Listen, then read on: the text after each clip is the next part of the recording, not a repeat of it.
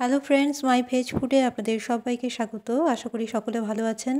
আজকে সোয়াবিনের দারুণ একটি রেসিপি আপনাদের সাথে শেয়ার করব। ভীষণই দারুণ রেসিপি। আজকের রেসিপি একদমই মিস করবেন না।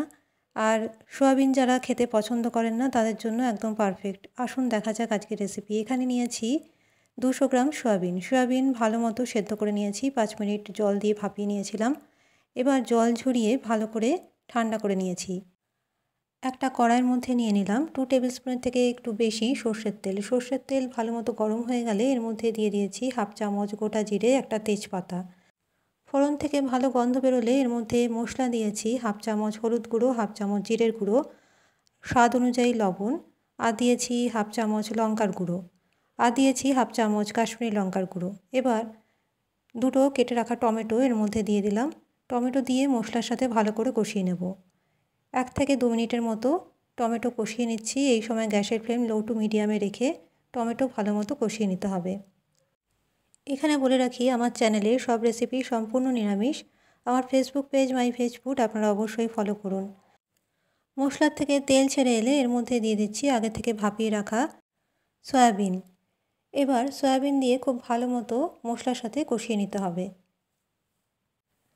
আমার আজকের রেসিপি যদি আপনাদের পছন্দ হয়, ভালো লাগে, অবশ্যই আমার channel my veg food subscribe করে রাখবেন। পাশের বেল আইকনটি প্রেস করে অল নোটিফিকেশন অন করে রাখবেন। তাহলে যখনই কোনো রেসিপি আমি আপলোড করব আপনারা সেটা সঙ্গে সঙ্গে দেখতে পাবেন। আর আজকের রেসিপি অবশ্যই বাড়িতে একবার ট্রাই করুন। ভীষণই ভালো খেতে আর দারুণ স্বাদের এই রেসিপি। এবার সয়াবিন ভালো মতো কষিয়ে নিয়ে এর মধ্যে দিয়ে দেব হাফ কাপ পরিমাণ গোবিন্দভোগ চাল। গোবিন্দভোগ চালটা আগে থেকে ধুয়ে রেখেছিলাম, জল ঝরিয়ে এর মধ্যে দিয়ে দিলাম। এই রান্নাটা এতটাই ভালো হয় খেতে যে বলার না। এমনকি যারা সয়াবিন পছন্দই করেন না খেতে, তারা একবার এইভাবে বানিয়ে খেয়ে দেখবেন। দারুণ দারুণ স্বাদের। চাল দিয়ে ভালো মতো সয়াবিন কষিয়ে নেওয়ার পরে এর মধ্যে দিয়ে দিচ্ছি 1 গ্লাস পরিমাণ উষ্ণ গরম জল।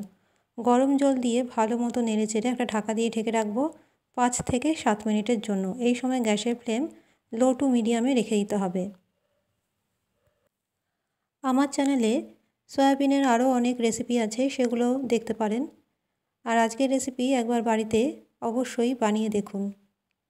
5 থেকে 7 মিনিট হওয়ার পরে ঢাকাটা সরালাম। ঢাকাটা সরিয়ে আবারও একটু নেড়ে চেড়ে দিচ্ছি। দেখুন রান্না প্রায় কমপ্লিট। এবার ভালো মতো নেড়ে চেড়ে এর মধ্যে দিয়ে দেব স্বাদ অনুযায়ী চিনি। রেসিপির স্বাদ এতটাই ভালো হয়েছে যে আমার মাও প্রশংসা করেছেন এই রেসিপির। নেড়ে চেড়ে এর মধ্যে দিয়ে দিচ্ছি হাফ চামচের মতো গরম মশলার গুঁড়ো, দিয়ে দেবো 1 চামচ ঘি, আর সবশেষে দিয়ে দিচ্ছি সামান্য পরিমাণে ধনেপাতা কুচি। বিশেষ করে ভাতের সাথে তো ভালো লাগবেই, রুটি পরোটার সাথেও এই রেসিপি খেয়ে দেখতে পারেন।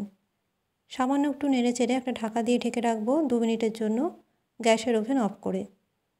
তৈরি হয়ে গেল সয়াবিনের দারুণ একটি পদ, যা ভাত হোক বা রুটি পরোটা যা কিছুর সাথেই খুবই মানানসই। আজকের রেসিপি ভালো লাগলে অবশ্যই চ্যানেলটি সাবস্ক্রাইব করে পাশে থাকবেন, আর একটা লাইক করতে ভুলবেন না। আজকের মতো আমার রেসিপি এখানেই শেষ করলাম। ভালো থাকবেন, নমস্কার।